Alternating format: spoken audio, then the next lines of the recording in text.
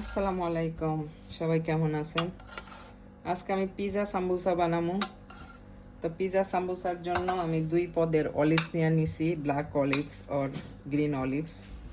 তারপরে pizza sauce, এই যে পিজা সস, পাস্তা সস বলেন, পিজা সস বলেন, একই সস। এখন এটা দিয়া হইলো গিয়া সাম্বুসা। মিক্স করলাম, মিক্স করার পর এখন দিমু চিজ, মশালা চিজটা মিক্স করবো। মিক্স করে সাম্বুসার ভিতরে ভরবো, রুটির ভিতরে ভইরা ফ্রাই।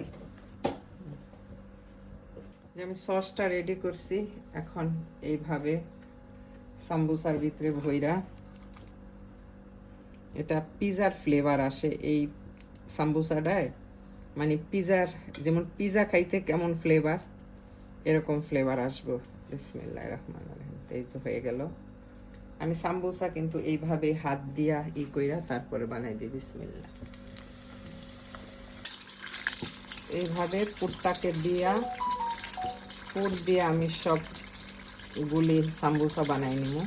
পিজা সাম্বুসা, এটার নাম হচ্ছে পিজা সাম্বুসা। এখন আমি বানাবো চিজ সাম্বুসা। এই যে চিজটার এইভাবে নিলাম, এটা কিন্তু অনেক একটা ইয়ামি চিজ, দাইসি কোম্পানির, এত মজা। বাস এটার মধ্যে খালি চিজ, আর কিছু থাকবে না। এখানে চিকেন, পিজা সাম্বুসা, আর এখানে আছে চিজ সাম্বুসা। আজকে আমার 3 ধরনের সাম্বুসা হবে।